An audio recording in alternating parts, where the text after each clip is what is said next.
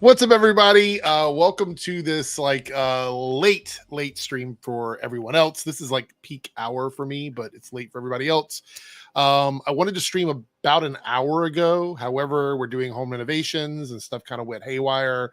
So here we are, but I'm glad everyone is here and we're able to make it. If you're watching this on playback, make sure you leave your thoughts about anything we talk about in the comments below. Would love to hear back from everybody.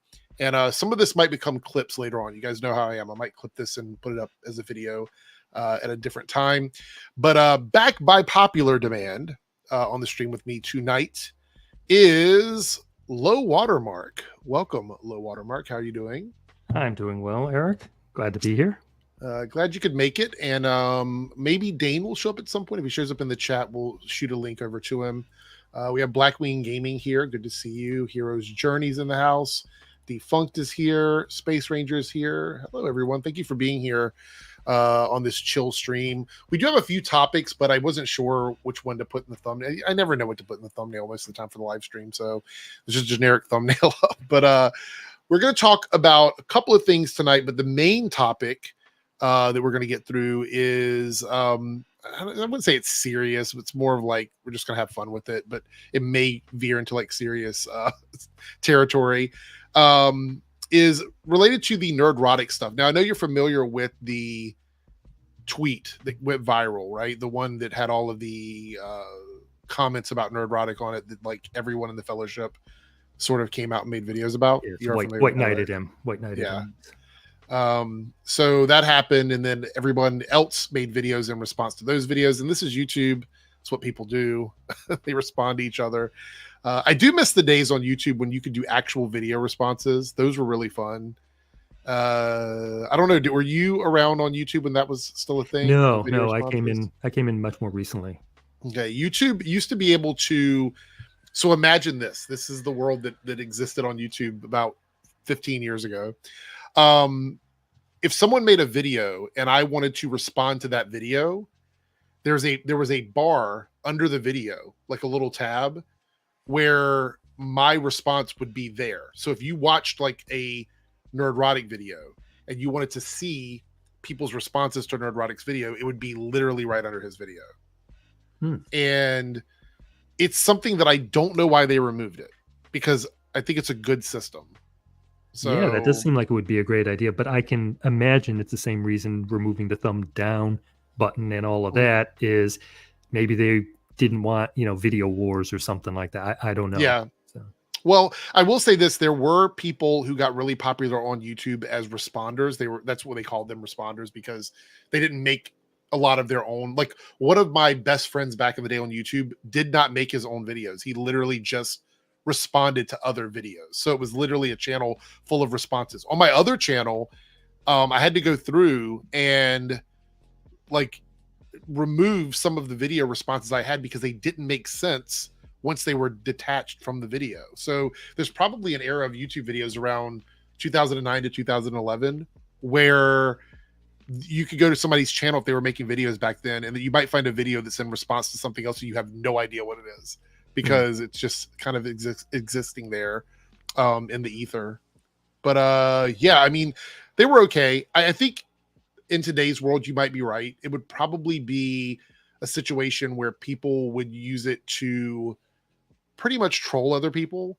I can only imagine what like Star Wars videos would be like the video responses under like the Star Wars content.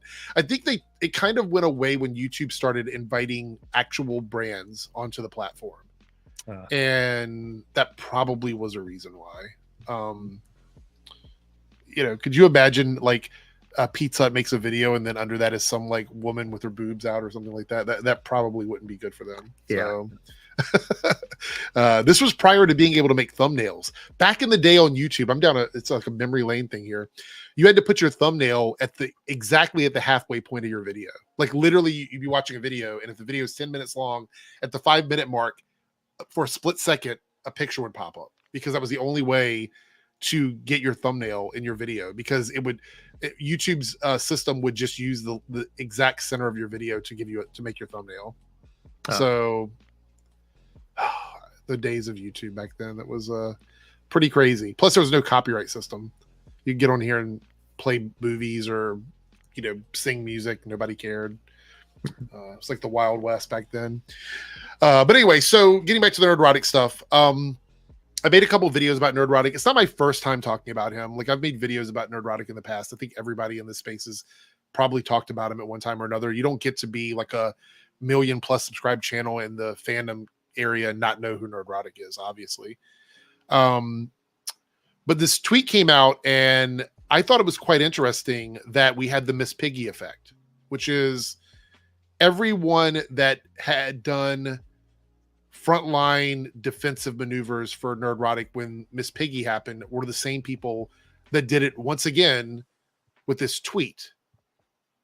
What are your thoughts on that? Is there anything that jumps out about that to you, or is it just sort of expected? I mean, well, I'm not a conspiracy kind of guy, but there's a lot of people thinking that Gary doesn't want to be the hatchet man on anything. right. So he's not the type to engage in that. He'll shitpost and do stuff like that, like, reply to Mark Hamill every time he posts or something, but he doesn't want to be the bad guy, I guess. Bad guy to Mark Hamill is a plus for him because his channel likes that. Yes. Bad guy, somebody commenting on something or him looking like he's defensive, if you get defensive, maybe you're a little small is the mindset, and I don't want to be seen as, weak or thin-skinned or whatever. So I'm going to be or coping and seething. Exactly. So, I'm not going to be the bigger guy. I'm not going to say anything. But if Jeremy and Ryan and everybody else says something, well, that's on them. Right. So I don't know. I mean, maybe EVS is right in that these guys are in his orbit, and in order to keep their revenue going, they've got to support the bigger guy that helps them. So I think there might be something like that. I can't imagine that they cared that much about these things. I mean, the Miss Piggy thing wasn't even serious. I mean, it was just a joke that would have died away if they hadn't amplified it. And I think this tweet, like, I know people are going to disagree with me on this, and even people that do what we do here, the reactionary stuff, have disagreed with me a bit on this. But the tweet was picking up traction, but that's no different than any other tweet where people have criticized Nerdrotic. Like, there was nothing there in particular that was vastly different than any of the other criticisms that Nerdrotic has gotten in the past. I mean, to be quite fair, there's video after video after video on YouTube of people talking about Nerdrotic. They never react that way to those videos. But this tweet in particular got under their skin. And I don't understand why was this tweet the one that got them? Do you think there's anything specific in it, or did you want to call it up maybe? I mean, just as a let me find the tweet quickly. Grayson, there right? was The guy? Yeah, Grayson, but there was an issue with it where the tweet tree was broken because of blue check mark replies. So I don't know if I have the whole thing available here. Let me see.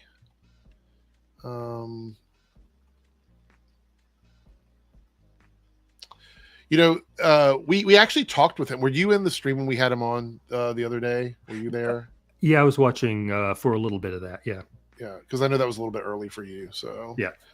I spoke with him briefly there. I kind of wanted to heavily focus on the actual tweets, but it felt like people wanted to go in other directions. Like, we had a lot of people on that stream, and it wasn't my stream, so I can't control that. But I really wanted to dive into more of his thoughts on some of the stuff that he said. We didn't quite get there. That's okay. It was just my personal, I was kind of curious about that.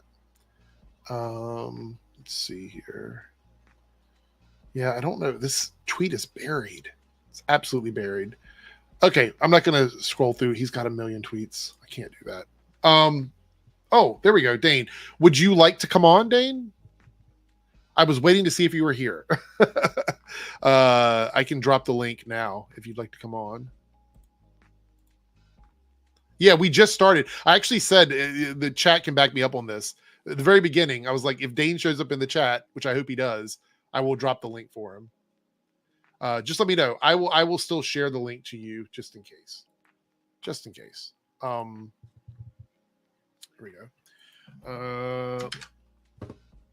make sure I'm putting it in the right place. I would hate to. I've sent my StreamYard link to the wrong chats before, and I'm like, oh no, who's going to show up?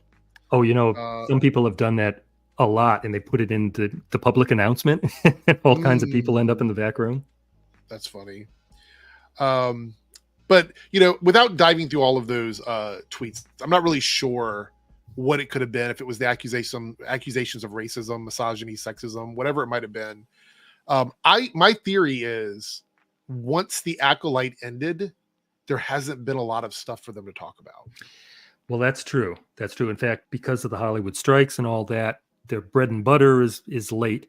I mean, even they were lucky. The Rachel Zegler Snow White thing just came out too, and then D23 or whatever it's called. So there was some stuff there, but it's not deep. So I mean, if you farm rage, then you need rage to farm. Yeah.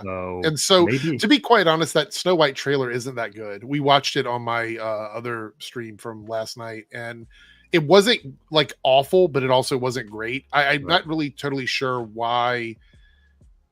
I mean, I do realize they're trying to revitalize their oldest IP, really, which is Snow White. Like, if you look back, that's like it's like almost 100 years old. I know that's what they're trying to do, but it's one of those films and stories where it's hard to update it, right? It's hard to make it make sense in modern times.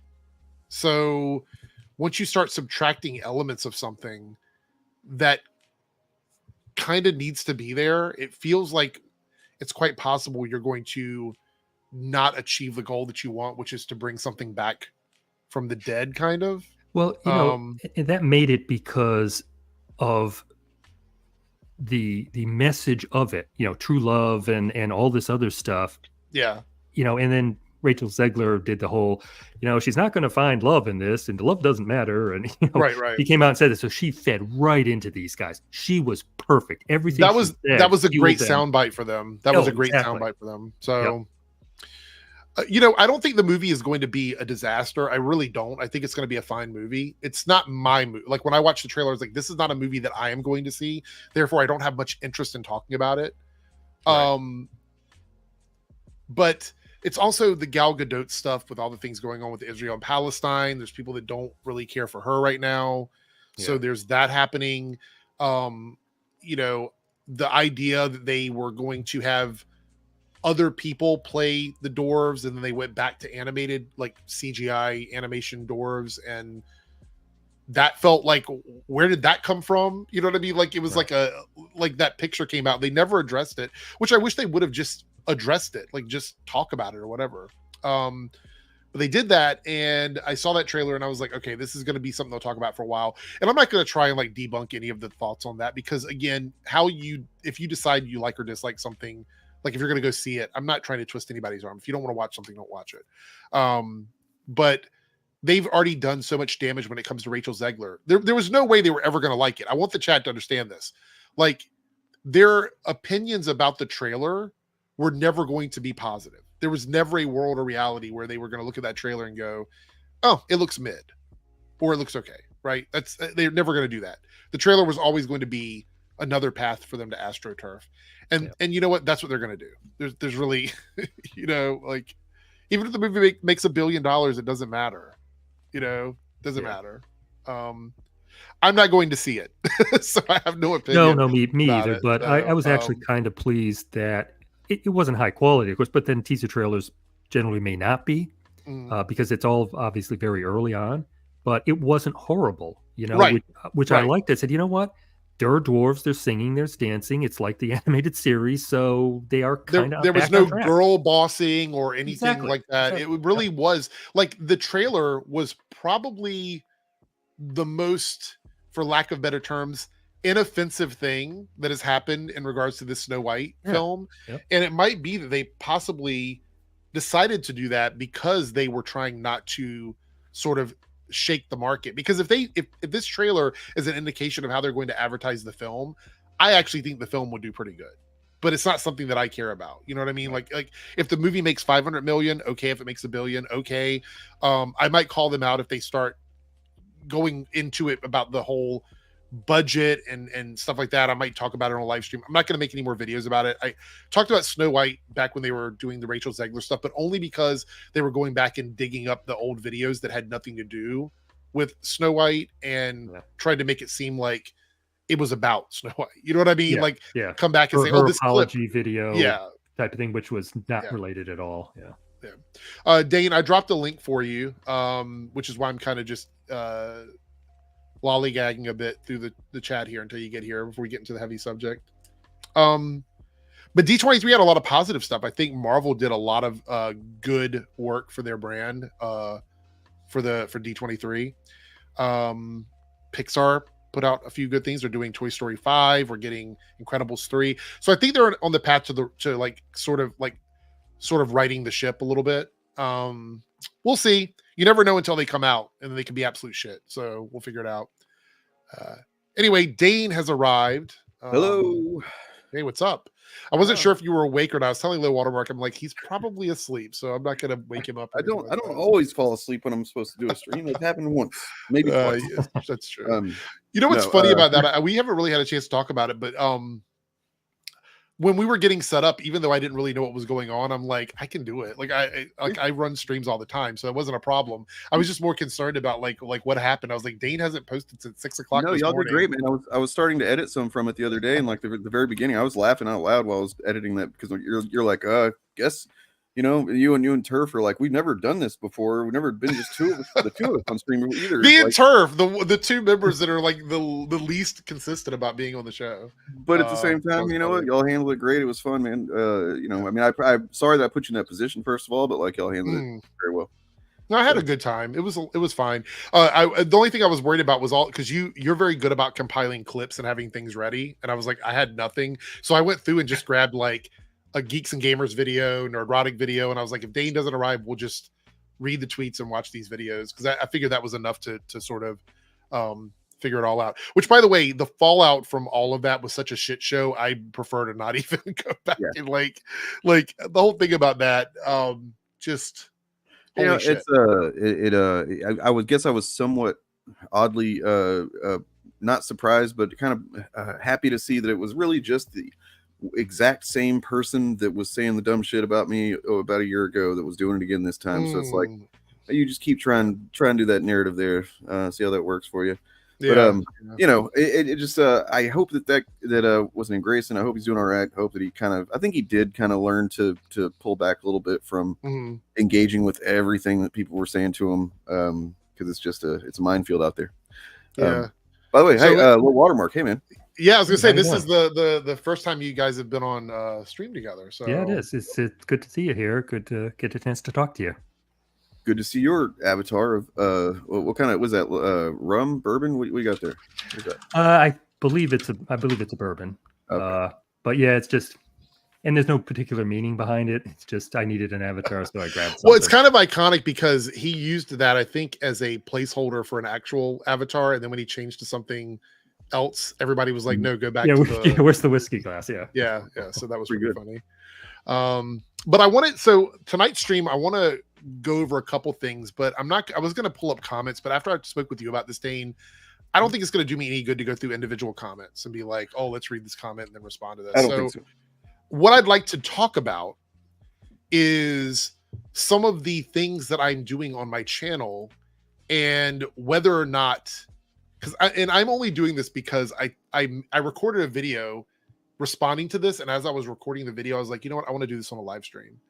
I'm only doing this because it's hilarious to me when I get comments claiming that the content that I make is exactly the same as the content that I criticize. I think that's, to me, I know it doesn't, people are probably hearing me say that. They're like, well, that's not a really big deal. And it's not really, but it's funny to me because up until I shifted things on my channel, we're talking about the first 8 months that my channel was around, I did everything that I could to differentiate me from that kind of content. And my growth was very bad. Like, it was a snail's pace. And every time I did a live stream, people were like, well, if you complain about the stuff they're doing, why don't you just do it yourself? Why don't you copy them? If it's so lazy, low effort, why don't you just do what they're doing? Right. my initial reaction to that was, I'm not going to be a grifter. That's like, I'm not going to be a chud. I'm not going to start shitting all over stuff. But then my brain kicked in and I was like, however, I can infiltrate their algorithm if I do a few key things that does make me more similar to their content. So I understand visually there might be some similarities, but I think it's the actual ingredients. You know what I mean? Like, it's the ingredients of what you have and not the packaging that it comes in. And that's for me personally. Now I know, Dane, you hate the outrage thumbnails. You hate them. I don't actually. I mean, so like, okay, so my thing is I mean, I kind of do my own version of them in a way. You know what I mean? Like, I've kind of developed a bit more, my style of doing it, where like just certain things that I know are gonna probably trigger chuds in particular, and that's just kind of me, doing a little catharsis. But like, no, I don't. I hate theirs because of what they represent and what's behind them. Right. You know what I mean? But like the idea of using their tactics, it does. Not everything that they do is like unethical necessarily. It's just in service of an unethical goal. Right. Generally. So like you're saying, the having, I mean, look, any YouTuber that acts like they aren't at least sometimes compelled to want to make a sensational headliner, like, really, you kind of have to. You kind of fucking have to. Like, you have to try to think of the most sensational kind of like, attention grabbing fucking headline. The trick is just not doing it in a way that paints a narrative that isn't accurate or lies or anything like that, right? Like, and then so what I found that I've in my mind anyway that I'm doing typically, if I'm using it, and Bob does this too, where he's like, they're triggered or whatever, talking about organized chaos, I mean, and it's like I see it as I'm kind of parodying them, and I'm like making fun of the way they do things while also doing the thing that they do. Maybe that's just a cope or whatever, but like, look, YouTube is that's kind of part of the problem, is that YouTube is incentivizes that type of shit. Exactly. 100%. And the more that you're willing to like just not do it with any kind of ethical consideration, probably the more successful you're going to be. That sucks. So low watermark, if Dane is Captain America and Eric is Flash, then who is low watermark? Is he Aquaman? I think they're taking the low water. Liquor Man. Oh yeah, Liquor Man. Could be. Yeah. So low watermark. What is your take on the sensational thumbnails and titles? Like, how do you view all of this coming from like a different perspective? Like, how do you see it? Well, I understand why they're doing it, how they're doing it. In fact, I'll go and use kind of a specific example. The one of them, and I know everything I say, if I say anything positive at all, some of the people here probably won't like it, but the one of them that I like the most is Ryan Kinnell. And I have my own reasons for that I probably won't go into. But I see him as very intelligent. I know he's working the algorithm, and I do not begrudge him working the algorithm. He is a family man. He's got kids. This is his job. So he found the algorithm, and he's working it. And that's good. I think that's fine. He doesn't directly mislead in his thumbnails. There's one of the guys, I think it might be Josiah, one of them who literally makes his titles that are actually really lies. Yes, Josiah is one of them. Josiah is one of them. The most egregious one is that what's that one guy that we don't even cover him because he's just so deranged out there. I forget his name now, but yeah, he's been doing Star Wars stuff for a long time, and his like whatever the most absurd chud narratives are at any given time, this one guy has got it beat by like twofold. And that's those are the ones that are the wrong way to do it. You can put a tagline that says they hate you. That's fine. Maybe they do, maybe they don't, but that's not an outright lie. You don't say Bob Iger is fired, and he isn't. Yeah. And I've seen videos like that from Josiah and a couple of others. And I said, oh my God, if this is true. And then I learned, this is a guy who literally will lie in his thumbnails. Mike Zero is a bad one. He's terrible. Yeah. So also, what's the other one? The Australian guy who always does like the one word. Grant, is it Grant something? No, it's not Grant. Oh, goddamn. Yeah, the guy that's like really, really, really wants to be on Friday Night Tights really bad. Yeah, he posts like he'll put like a Jesse picture of Grant. Rachel Zegler and put her Jesse Grant. That's it. Yeah. Yeah, I So noticed. I didn't ever actually looked into this, by the way, and you know what? Never mind. I'm not going to say it on stream because it might just be embarrassing. okay. Sorry. So I've actually stopped. I used to respond to Ryan Cannell. Like I used to make videos. I've made videos about him, and I've made shorts about him. Clearly, I'm not a fan of Ryan Cannell. But my issue with Ryan Cannell, at least what it was initially, was a lot of this stuff I believed that he didn't care about. And so for me, that was the issue that I had with him going hard on like Brie Larson and stuff. I understand that he looks at it like a job. That part I get.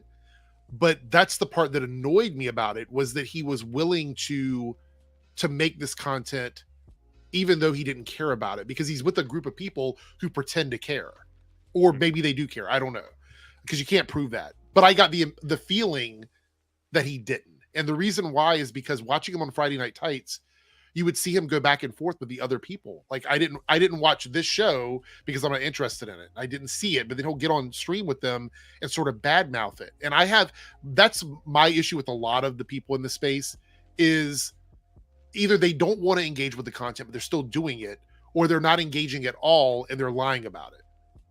And so that's sort of what triggers me about a lot of this. Like, I don't necessarily have an issue with a difference of opinion. Low watermark, I'm willing to chat with just about anybody, but that's what put me off to even covering Ryan Cannell. I actually just stopped covering his content altogether because I didn't feel like there was anything else I could say about him, because I just didn't find him like genuine about the subject matter. Does that make sense? Can I ask real quick, watermark? Maybe I was doing something at the same time, but like, so are you saying you like his approach to doing things, like as far as his thumbnails or whatever? No. I like him as a person, actually.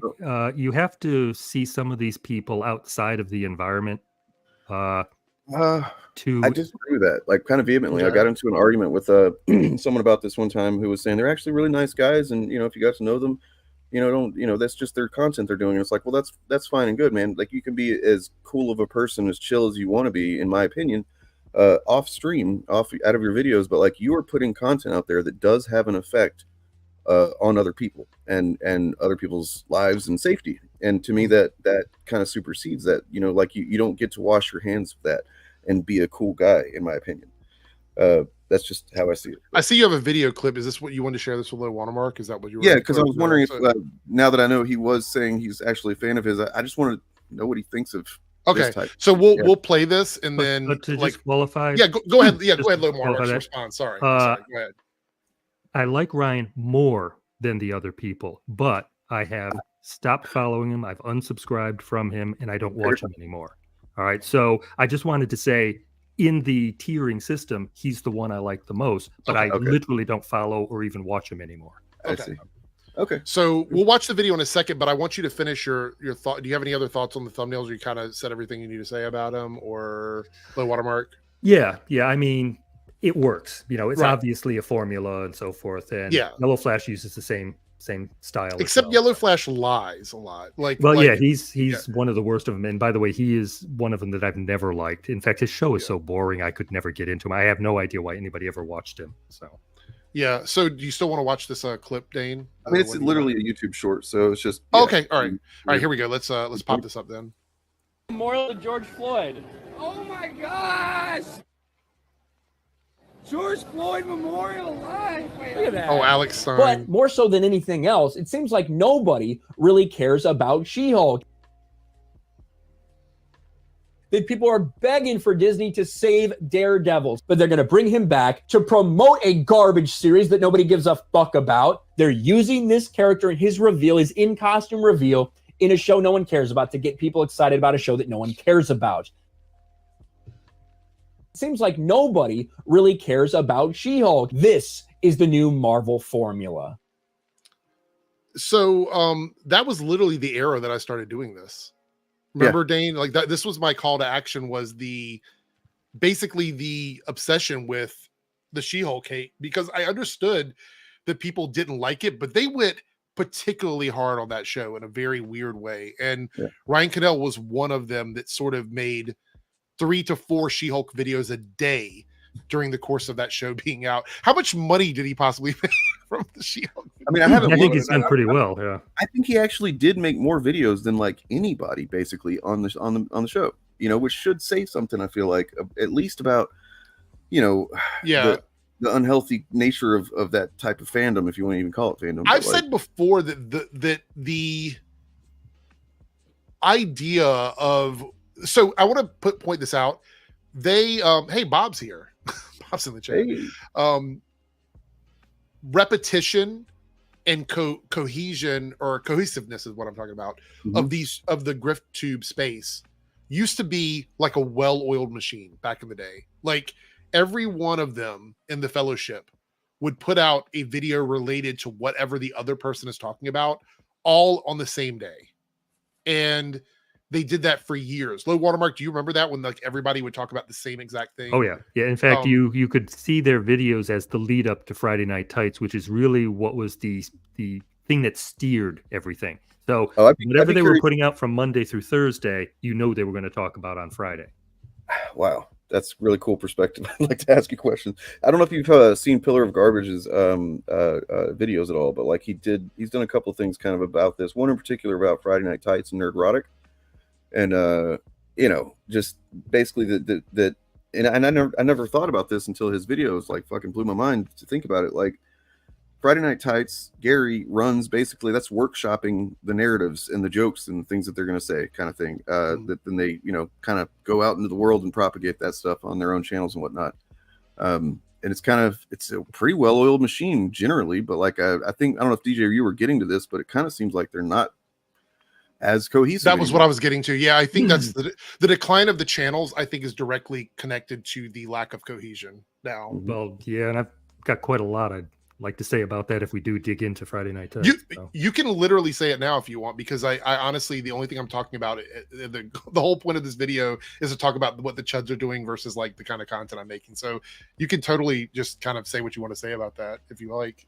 It's up to you. Yeah, yeah. And matter of fact, Dane, on one of the streams I was watching you on recently, you mentioned that you were kind of wondering about the split between the people on the right, the people who were kind of following EVS versus the people that are following Gary.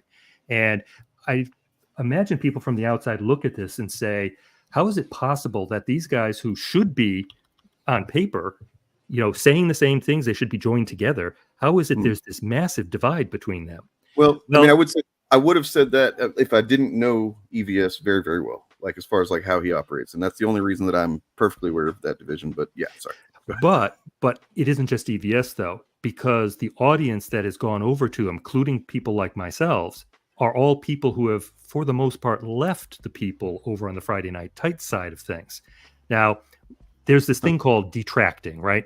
It started recently with people going after Eric July and the Rippaverse and his ISOM comic. All right. We know a little bit about being detractors, I think. Yeah, exactly. But for our space, this was kind of a big deal.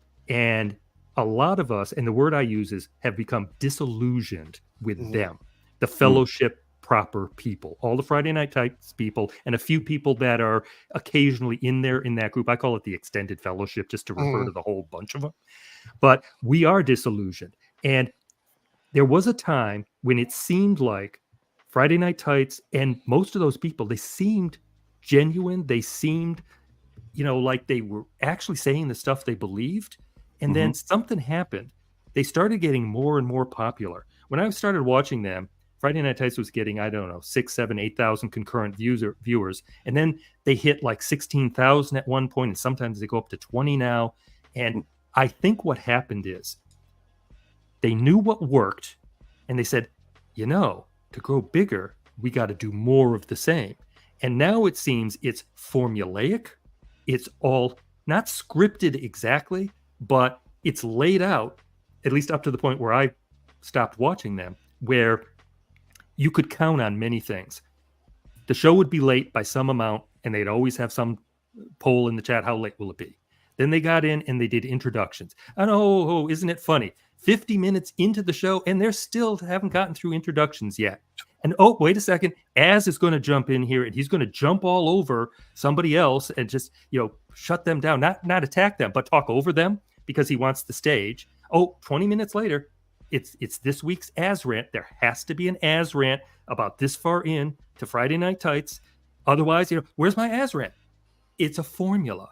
It doesn't seem genuine. They've dialed it up to 12. They're leaning into everything that people originally followed them for because we thought they were genuine, and now it's just performative. That's what I think about Friday Night Tights now. And the whole group, they've dialed it way up. They're leaning way in, and it's gone to the absolute absurd level. And that's why me and a bunch of people who have left them have left because of that. So that's really, really interesting, man. I appreciate you explaining that. You know what else I just thought about low watermark when you said that is there was a time when detractors were just people like myself and Dane, right? Like we were the ones that they came after because we were the more progressives, liberals, leftists, whatever they wanted to call us. And we were always seen as the op, like the ones that were already on the other side. And then there was a group of people who Friday Night Shine. There was a group of people who were supposed to be Team Friday Night Tights, Team Fellowship, Team Rippaverse. And then all of a sudden, the infighting started because of the whole Eric July shit and that whole nonsense. And all of a sudden, it became very obvious that freedom of opinion, being able to criticize people, all of the things that supposedly the entire fellowship hinges on, like literally their idea is we can talk about and give our opinions about anything and everything because it's free speech and we should be able to say that.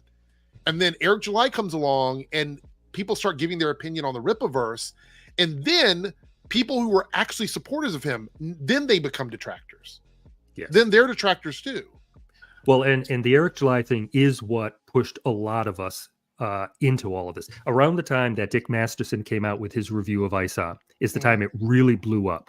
And that's what made all of us realize, why is it these guys are such big supporters of, the ISOM campaigns and all of that, and yet none of them would talk about it ever. I honestly expected, because I was there when the campaign started.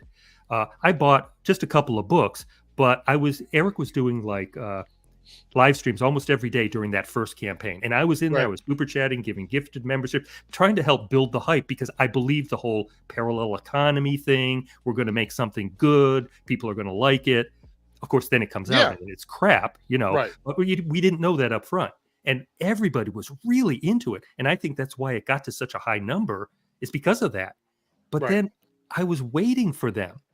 Gary and Az are supposed to be comic book people. They have a show called Real BBC, which is about comics, all right? Bagging, boarding comics, all right? And I at least expected them to maybe not review it or something, but pull it out, open it up and say, hey, guys, it's here. I'm going to show you one page. Look at this incredible artwork. Look at what's happening here. Here's the story. This is a fantastic book. Go buy it. I expected that. All they would ever talk about is, well, look how much money he made.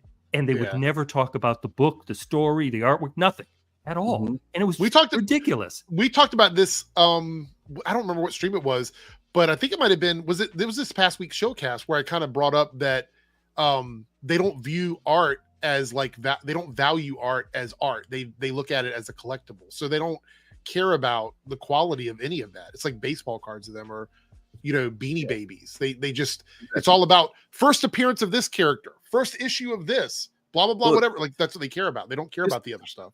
This might be controversial, but I think it's important. I'm going to die on this hill.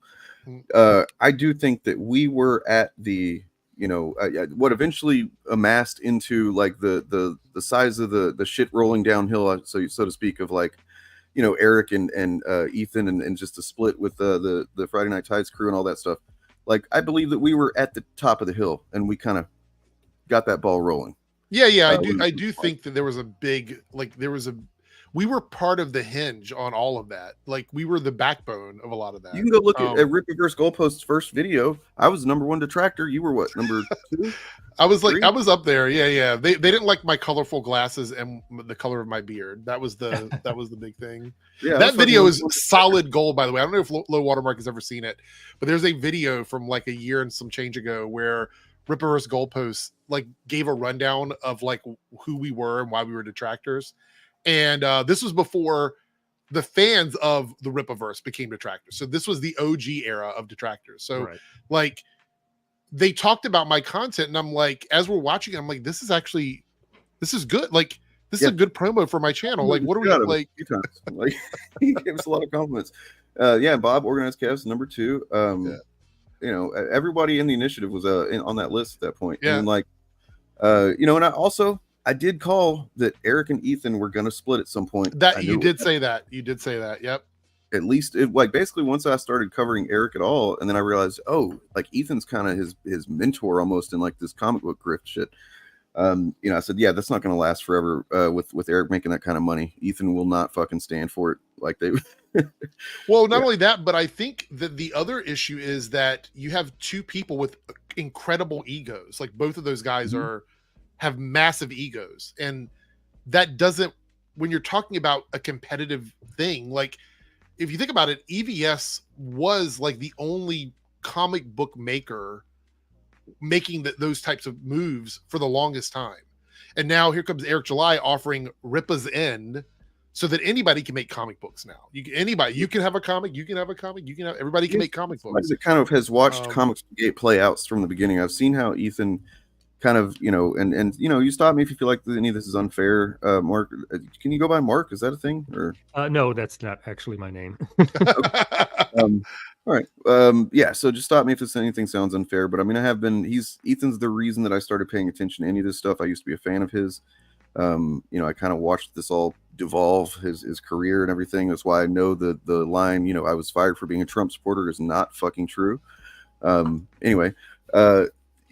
so I started paying attention to Comicsgate, and basically he kind of seemed to muscle his way in with Richard Meyer whenever Meyer had it, had originally kind of got it off the ground, so to speak, as a little movement. And from there, like anytime somebody would kind of make enough money or start to raise their profile under the Comicsgate banner or whatever, it seemed like Ethan was suddenly in a conflict with that person, and that person was no longer, kind of welcomed around Comicsgate or whatever. And it just looked to me like he's just was determined to stay at the top of the hill and kick anybody down that got too close.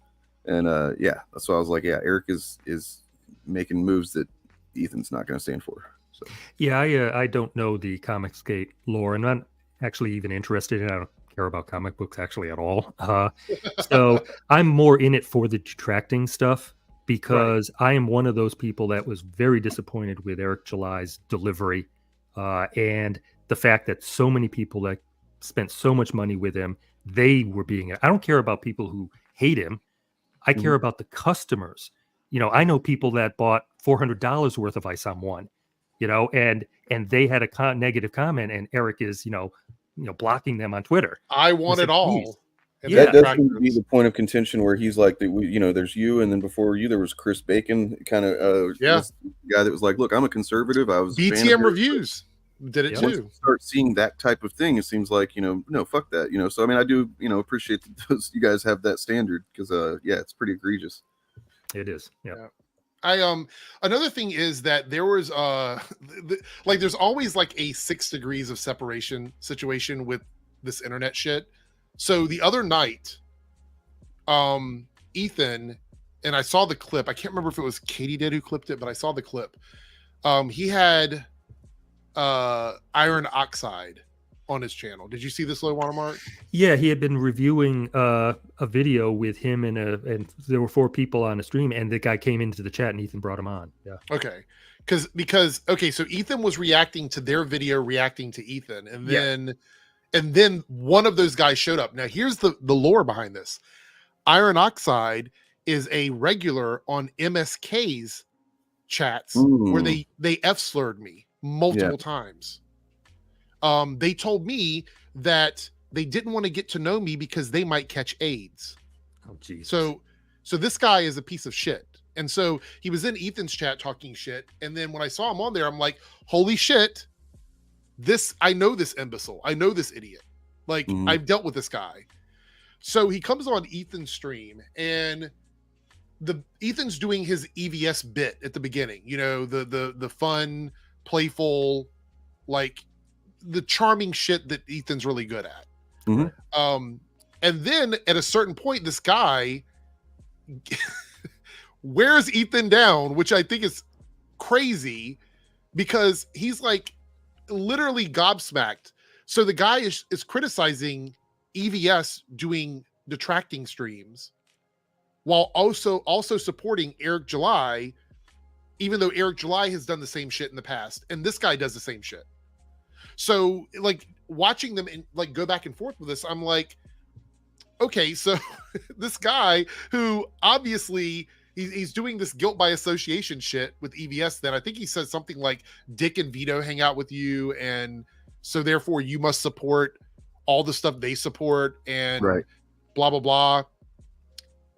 This is the same person that got mad at me for saying you were on stream with someone who F-slurred me and said that I would give them AIDS and didn't like being done guilt by association. And here he is doing it to EVS. Now, there are... Right.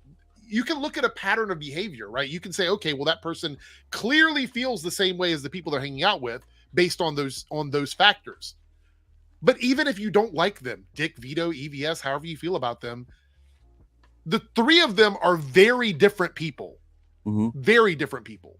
And they all have things that are probably going to make people mad and angry. For me, Vito is the one that is the one that kind of is all over the place. I don't really know how Vito feels about a lot of shit in general. He's basically a jellyfish, man. He's kind of spineless in my opinion. He just will whatever. So there's that. But I saw that and I'm like, holy shit. So now you have people in the grift space going around and doing guilt by association.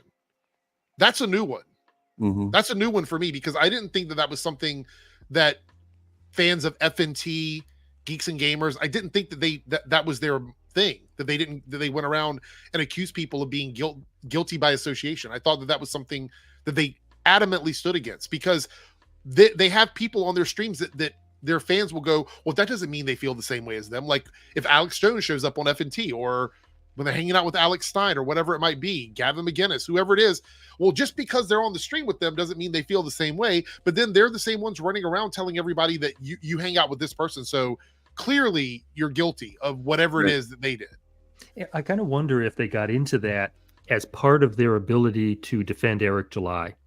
That is so important to them because of all the money involved that they're now resorting to the very things that they would have called out themselves. But it's also part of the dialing everything up to 12, by the way, as well. So I think they're doing that just because it's more rage and more clicks and all of that. There's also the race card. They played the race card with Eric July. They virtue signaled about the characters in his comics. So, I mean... That's actually totally amazing because all of the people in their chat that bought the books and all of that, they don't have any issue with Eric July at all, but now they're calling them out and saying, well, you just don't like him because it's a black man being successful.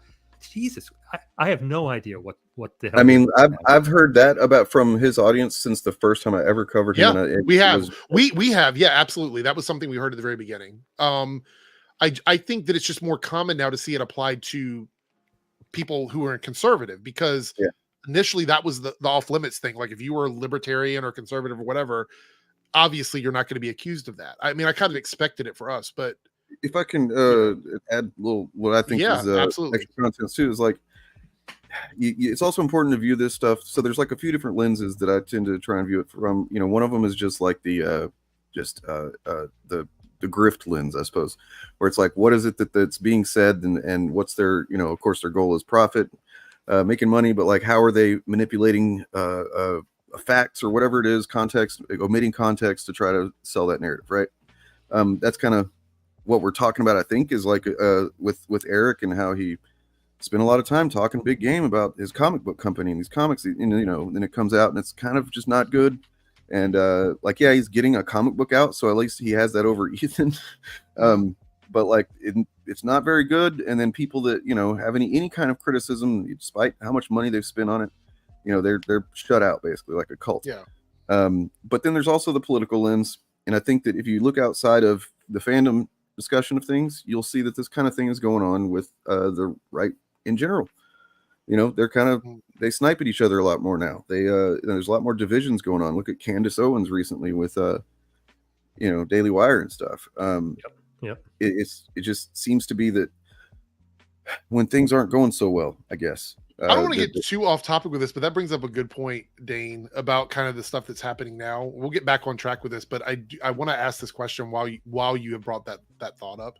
Low watermark is conservative, right? Would you say like extremely conservative or more like just or right of center, definitely. Okay. But you know my views on other topics we've talked about getting into, which the people on the right would totally disavow me for. You know where I stand on that stuff. Yeah, so absolutely. You know. I do want to ask you though, because I think, and correct me if I'm wrong here, but you're not a massive fan of Trump, right? Like you're not no. As a matter of fact, yeah, I'm not a big Biden person, of course, but me either. when he was campaigning and all of that, I thought he was one of the worst human beings I have ever seen. Rude. I looked at him and say, I would like a president that at least looks classy and doesn't. Remember when he made fun of everybody, but the woman who said that she was part Native American, and he was doing this woo woo woo thing in front of her, and then he made fun of a guy with basically learning disability or whatever. He basically did the, you know, he didn't even have a learning disability. He literally is just a journalist who had like a physical disability. He mimicked like the physicality of the guy. Yeah. I looked at it and said, "There's no way this guy can be president. That is ridiculous." A lot of us felt that way. A lot of us. As a human being, I can't stand that guy. Yeah. You know. So the only reason I'm bringing that up is because we're seeing, because Dane, you talked about infighting or whatever. I wasn't a big fan of Biden. However, Biden was not really a threat to any of my, like anything in my world. So I didn't see him as dangerous in that way, but he certainly wasn't my ideal like candidate for re-election. So when they shifted things up, I was like, okay, this feels like they're trying to make some moves. I have to give them credit for doing some things, making some changes. I don't think that because I think right now the Republican Party is all in on MAGA at the moment, and there's really not a lot of other directions to go in terms of that. Like I don't see any reality where they can talk Donald Trump out of like not running, and I don't even know who they would put up if he decided not to run. But there's been people on the right that have called it for a while now that basically that it's going to, you know, get close to destroying the, you know, GOP before they finally let go of that shit or push it out. And I was gonna say, as a conservative low watermark, it must be really frustrating for you, who is not like you know, you don't like Trump, to see that the party is so like ready to line up behind someone that clearly is underprepared for what's happening right now. This is not a good space for him, and he's making a lot of bad decisions. And what do you see, like as a conservative, what do you see if November comes around and Trump loses, which seems to be almost every single organization supports that. Even conservative organizations believe that he doesn't have a good chance of getting elected. What do you think is going to happen? Do you think this will help sort of dismantle MAGA and maybe fix some of the issues in the Republican Party? Or do you think it's going to reinvigorate MAGA? What do you think this is going to do? I think there will be holdouts. We could probably use Jeremy Griggs as the example in this case. You know, if Trump loses, not only will he cope and seethe, but he will be talking about other ways to get there. Now, obviously, Trump is over one way or the other here because he's too old to go another 4 years. All right. It's questionable whether he's capable now. So was Biden. Yeah, exactly. Burned out when you compare him to 2016, man. Trump is like a shell of himself. Yeah. Yeah. He's just not as bad as Biden yet, you know, and 4 years is a mighty long time. But I think MAGA goes when Trump goes, because nobody can use it as a slogan or anything. And now you end up with these two kind of different groups. You end up with the TradCon conservative crazy people on the extreme side, and then you've got the centrist kind of, I guess, the rhinos people, you know, who are trying to get along, so they're in the rhino space, so they can pull in some Democratic support at the same. I don't think the Republican Party, they need a person that could focus them. There has to be somebody really big that everybody likes. And right now, nobody's seeing anybody on the landscape. So I don't think they've got much of a new generation of people are coming up. So maybe, but I don't know who that would be yet. So I think I feel like it's going to take a while because, for one thing, I have a strong sense that there's some section of MAGA supporters that will not engage with politics at all once Trump's done. You think so? Yeah, because I mean, I think there's a lot of that's how, you know, there's a lot of people that became activated in politics because of Trump specifically. Not that they cared about the policies, not that they cared about, you know, it was just like they wanted to be part of this thing. You can see it whenever you see interviews with them or whatever. And they kind of fell for this cult of personality, and once the personality's gone, well, you know, they're not going to be as motivated. Yeah, I believe that, and I pretty much what you said.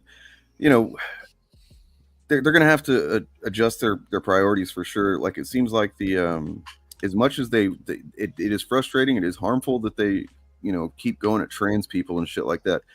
I don't think it's doing as well for them as they wish it would. I don't think it is. So I wanted to bring that up as well. We'll go into that, but Defunct here, and this is a good question for Low Watermark, because I wouldn't know how to answer this. Are level-headed conservatives not well represented in the U.S. currently, or you think there's like the extreme, like the more heavy right, like alt section of conservatives are the ones that are everywhere, or is there someone in particular that you think better represents like a more moderate conservative? Low Watermark? I think that they're fully divided. I think there are camps, and it took somebody to focus them together. Like Dane said, Trump pulled a lot of people together just by momentum, not because of policies or anything, but by momentum, and said, hey, we can actually win if we get behind this guy. Right. But they are too fractured. The infighting that they do all the time is obvious. You can go back years, and the Republicans always divide themselves into these groups that completely disagree on stuff. And they're willing to fight themselves and take themselves down. Everybody keeps looking at, guys, you know, if you stuck together, you'd probably win, but you're too busy tearing each other down. That's true. Yeah. So yeah, I think that's where they are. And I think unless some big change comes or some other really dynamic person shows up and pulls them together, without that, they're just going to be these little groups that are they're just not going to come together. It's just not going to work. Yep. I wanted to bring up the thing Dane was talking about, the whole the trans stuff that's being said and everything right now with Trump and the way he's conducting him and JD Vance in general, who could possibly be the worst vice president pick of all time. Bob had asked if he could jump in about 50 Yeah, minutes sure. Yeah. That I put the link in it should be in the Discord. So yeah, absolutely, Bob. Sorry. I didn't realize this seems late for him. I'm surprised he's still awake.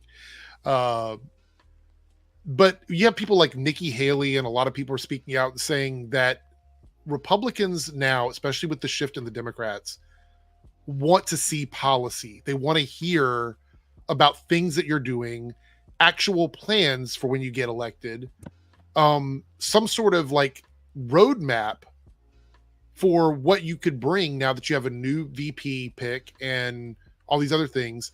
Getting on camera and going, the crowds were not that big, it was all AI, or people don't like you, or Tim is twitchy and stuff like that. That's not going to get someone elected into the White House in this year. It's not going to happen. And that seems to be the issue. Is there was the disastrous Twitter space that just would not work the other night, where they spent 30 minutes talking about the attempt. I'm not going to say the word because I'm the ass attempt. Yeah. It was an ass attempt. Let's be honest. Yeah.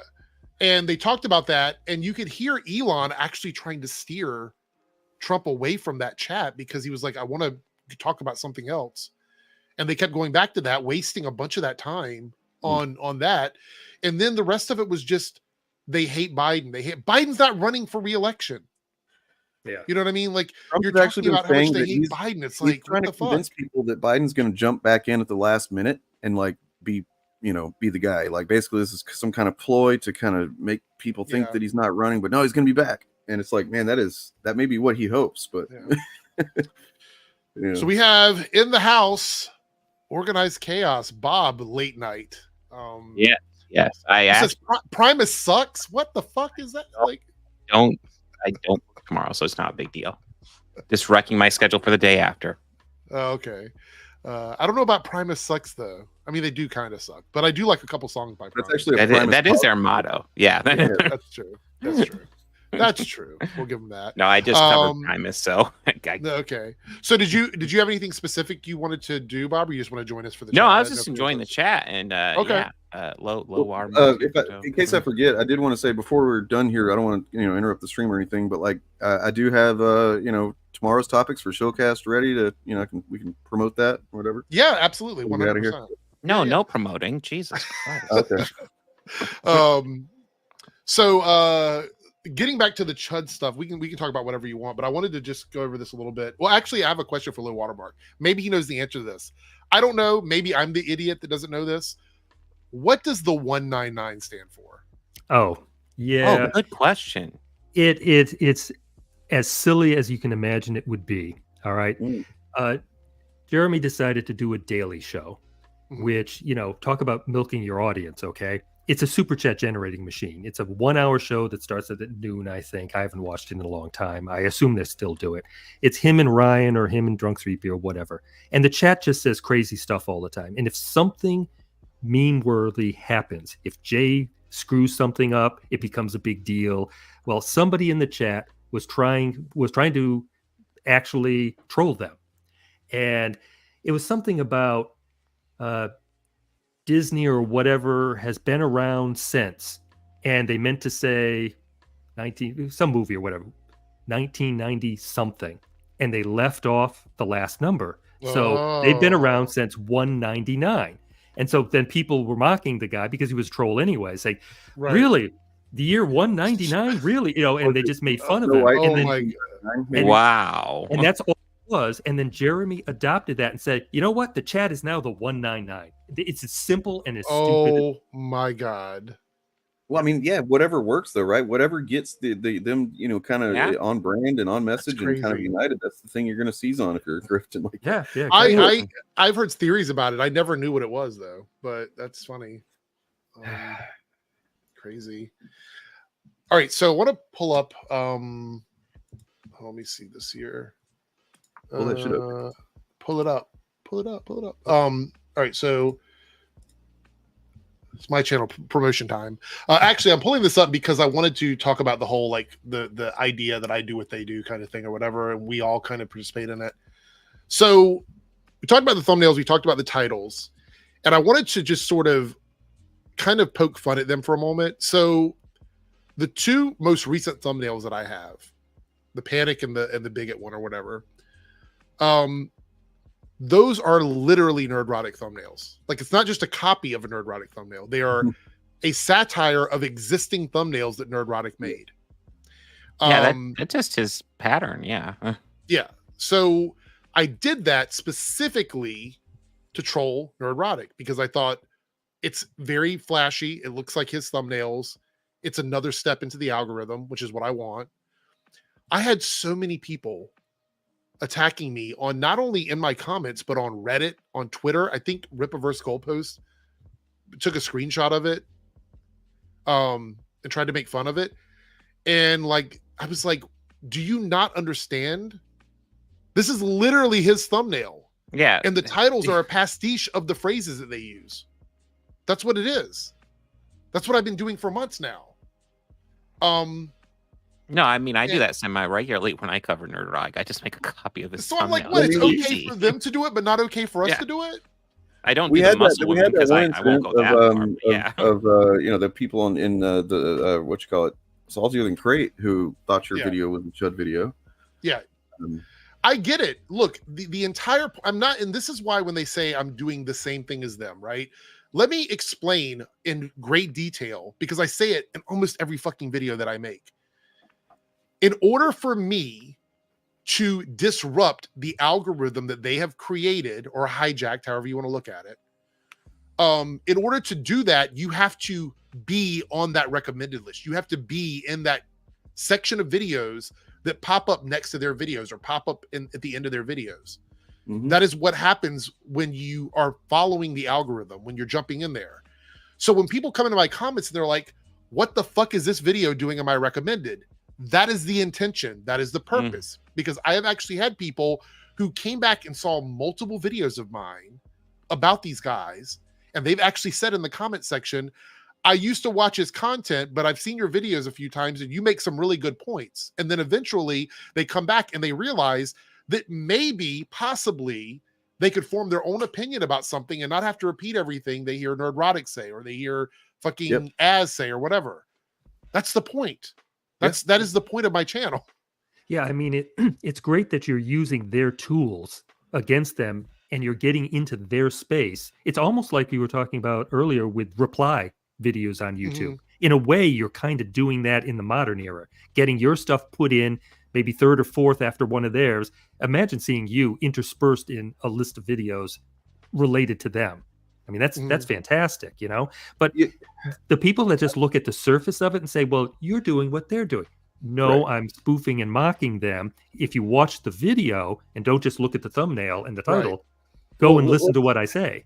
So whenever you do the kind of content that we do, and I don't know, you know this, DJ and Bob, you too, like, you have to always consider, is this person just a defender of the people that I'm criticizing and they're just saying true. You know? Like, for instance, they go to some links. There's a kind of an infamous one with the showcast where Bob was getting a couple of comments from somebody at one point that was like trying to do like this psychological, you know, kind of fucking manipulation on Bob.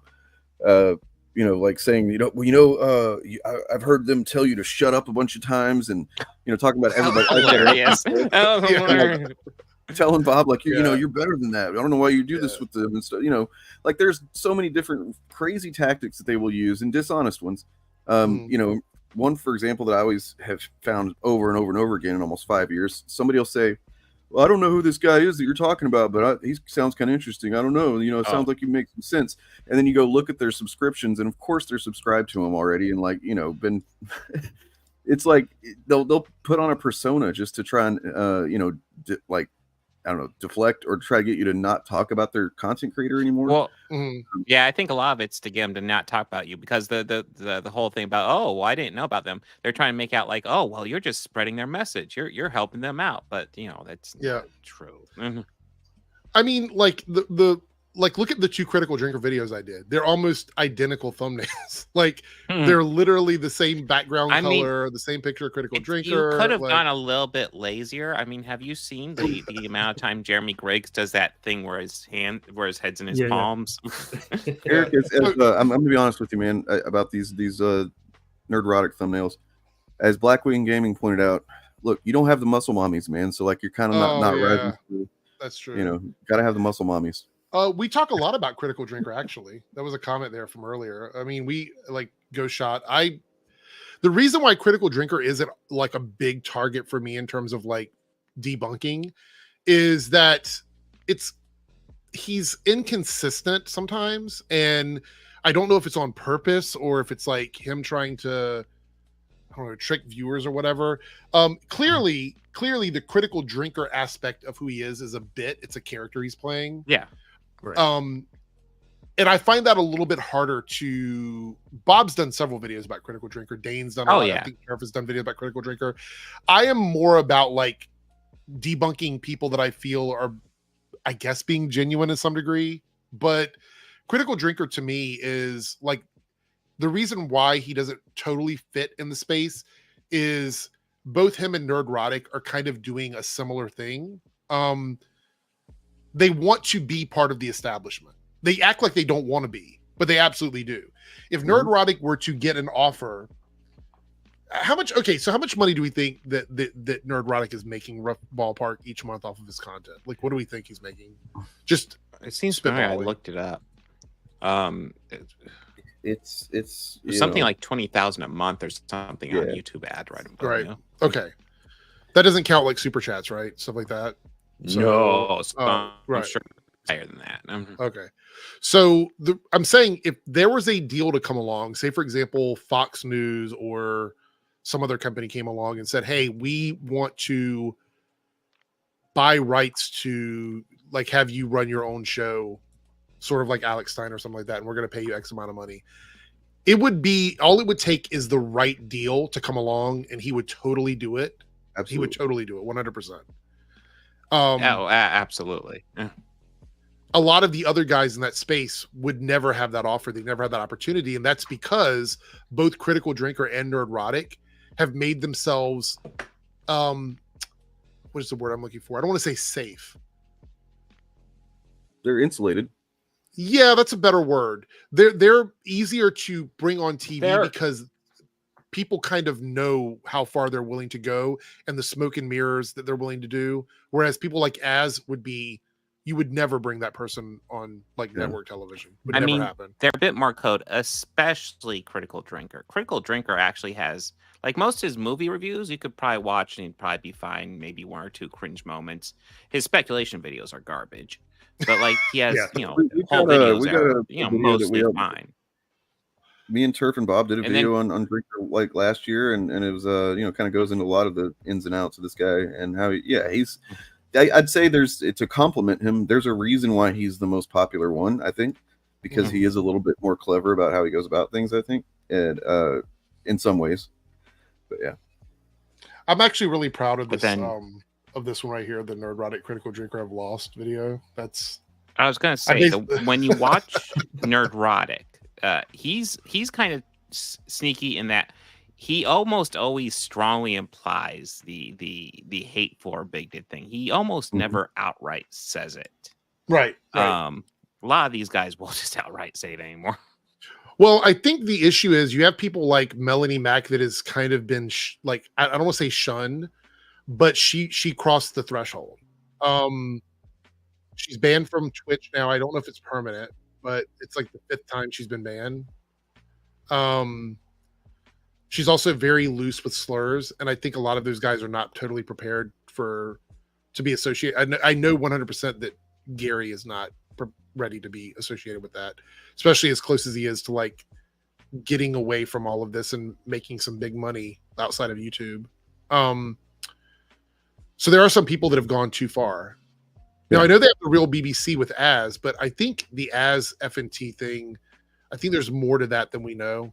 But, Yeah, and we'll probably never find out unless it's Az actually comes out. It seemed like such a sudden and like just like it's not well explained at all. Like they spent several minutes trying to explain it, and I still didn't feel like there was something an explanation that made a lot of sense. Especially when Az is like,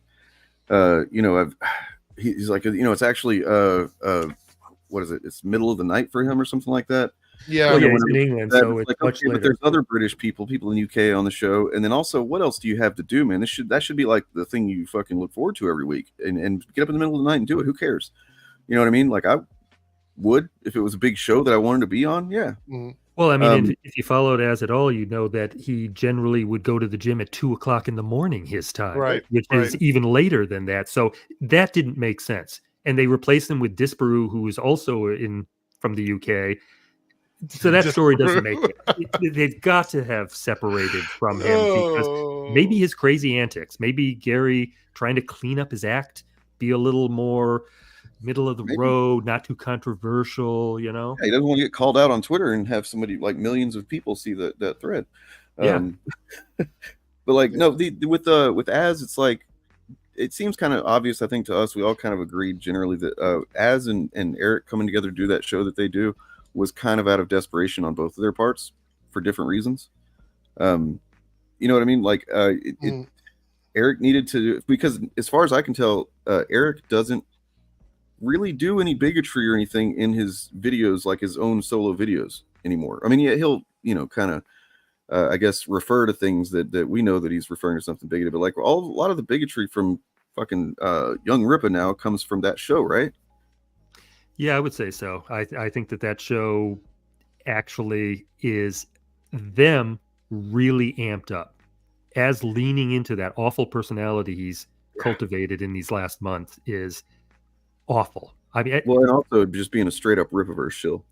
Well, yes, he's always wearing Rippaverse merch on this. That, if you're on the show with the guy, I don't think you wear his merch. That really seems kind of. That's a little. That always struck me as a little weird too, especially when they've been friends online for a while. I thought that was a little weird. That's a little too much. Yeah, it's and then like I noticed watching a video about that had nothing to do with this, but then suddenly I was like, wait a second, all the comics on the wall behind him are either Rippaverse comics or by a Rippaverse creator. So like older, Chuck Dixon stuff or whatever, and it's like, man, and they call us shills, you know what I mean? To the point where like we mockingly named our podcast that. But this is as his previous background was all kinds of toys. Az is actually a toy person. He's not really a comic person, and he's all of that. He's a toy collector. Yeah, and he knows toys pretty well, and he has got a crap ton of them. And I think that's what he wanted to do, but he ended up canceling that stream. That Hot Toys, I believe they called it. They had George, which apparently a lot of people that watched him loved that stream. So I don't know what they that did. Was all about, but he's leaning more into this grift stuff and into Eric July. He basically left that show to replace it with Ripping the Silverback. I think it's even the same time slot or close to it.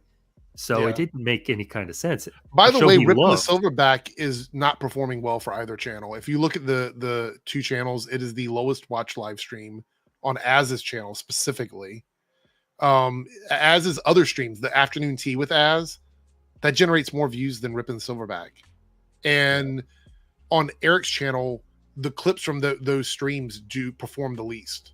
Like they do the least amount of views. So, well, I mean, if they had any kind of chemistry at all, it would be better. I mean, that is the worst show. Those two people do not match.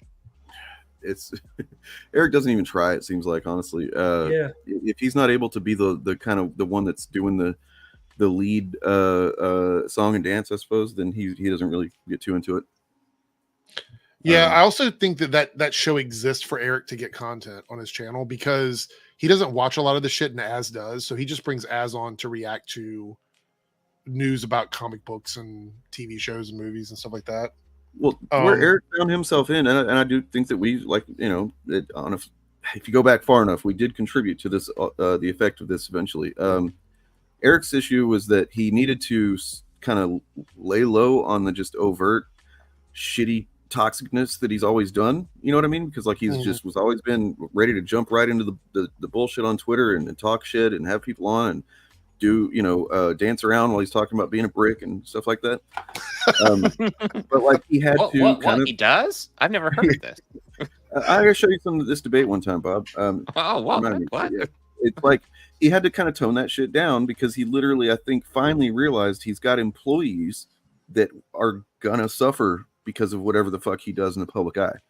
If he does, anything really stupid. I think what scared him, because I noticed my debate with him went down when he was getting sued, and part of the thing that they were suing him over was like the slander, the bad image he was putting out there. And so he realized he need to maybe not have so much stuff out there where he's just outright lying and being kind of an overt piece of shit. And literally talking about assaulting people at conventions and stuff like that. Right? Yeah. Yes. It's but yeah, so I think that he found himself in a position where he had to do that, but he also, that's kind of the shit that gets him, that's his juice, that's his gas, that's his money maker. Yeah. So he had to like kind of, it's just how I see it anyway, is he got with Az thinking, well, I'll kind of get with him, let him do a lot of that shit, and then I'll still have it on the channel, but it's not me doing it, Plausible deniability. 100%. Which these guys are real, generally. Yeah, I also want to bring up like the idea that we are somehow contributing the same thing to YouTube as the grifters are contributing to YouTube, and I think that's also not true. You sound like you want to say something, Dane. Do you have a thought on that one? Or... I mean, it's just probably the most frustrating thing that I've heard since I've been doing this, and like, I eventually did realize that a lot of it, or at least some of it, is going to be people that are going to just saying whatever they could think to say to try to get me to, I don't know, delete my channel or some shit. But like, no, there have been people that have legitimately been like, I don't really see what the difference is between what you're doing. You're just doing it from the other side. And it's like, well, yeah, that is true, but like at the same time, like, you know, the phrase I always say is, you know, halfway between fact and bullshit is not truth. You know, and so like if you think that one side is just as equal as the other side, then you're wrong. You know, I mean, I go out of my way to fact check my stuff, and you know, I actually put a decent amount of effort into thinking about what I'm going to say and how I'm going to phrase things. And Dan, you're supposed to just react to stuff. Like, that's I know, what man. you're supposed to do. So, I mean, I know. Yeah, and wildly generalize about things too, of course. But yeah, you know, to think that we're just putting the same shit out there is like, yes, we have an agenda. Yes, we are biased. Yes, we push a message just like they do. But that's where it stops, the similarities. Yeah. Because, you know, there can be an agenda, there can be a message, there can be you know, bias that are generally far more fact-based, like ours is, and far less harmful, like ours is. Yeah. So. Well, yeah, I mean, the point would be, if it can be debunked as easily as Eric debunks their stuff, where literally almost every sentence has something you can say is factually wrong on their videos. Oh my God. If you can be debunked like that, then you are doing what they're doing. But if you bring your facts, you have the receipts, and you're actually pointing out truths, then you're using the same methods and tools to get in the algorithm, but you're not doing the same thing. Right. Yeah. So at the conclusion of this for me, because I think we've exhausted all of the comparisons, I believe the majority of people, and this is going to come as a shock, who are saying this in our comment section, are doing what the cool kids call coping. And the thing about it is, you can't come over and say, if I call them like lazy and low effort, and say, if they're so lazy and low effort, why don't you do what they're doing? And then I start doing that, and then you're like, oh, but you're not valid now because you're just doing what they're doing. That's literally a cope. That is you being mad that you have told me to do something and I did it, and now that I'm successful at it, all of a sudden there's an issue with that. There's a problem with it. It's also not a defense if I say that they are grifters and scammers and con artists, and you say that you're doing the same thing as them, then you are not defending their position. All you're saying is that you also see them as scammers and grifters and con artists, and you agree with me, which means that if you think that's what I'm doing, then you have just said that that's what they're doing as well. So that's not a defense either. And if I agree and go, yeah, you're right, what do you do then? That's like what is that, the Uno reverse card or whatever it is? Like that was literally like turning around on you. Yeah, they don't do a lot of deep thinking when they go on attacks like that. They certainly have no nuance in any of that. So pointing out stuff like that, they don't actually see how it falls back on them. They don't get it. They do the same thing with like you know, whenever they you know, if you point out like, oh, that what they're saying is actually really bigoted and racist or whatever it is, and they'll be like, yeah, well, what about that one time when, you know, like for example, when you said chunky monkey, Dane? You know what I mean? It's like, even if that was an example of racism, me being racist, it's not. But if it was, you're still just saying that, oh yeah, well, you know, yeah, our guy's racist, sure, but like, yeah, that's not a defense of it. Yeah, it's not a defense of it. It number one, that it doesn't mean anything. But like I got the comeback I use every time I get that in the comments, because I still get in the comments regularly. I just go, wait, you're calling me racist? But I have a copy of ISOM. Yeah, that's actually pretty funny. Racism shield. I see you got a clip lined up here. Totally just a quick drop. Just I wish I had it on hand earlier when we were talking about Az, but okay, let's do it. Let's do it. I want to see it. The softback trade paper. The what now? The fucking what?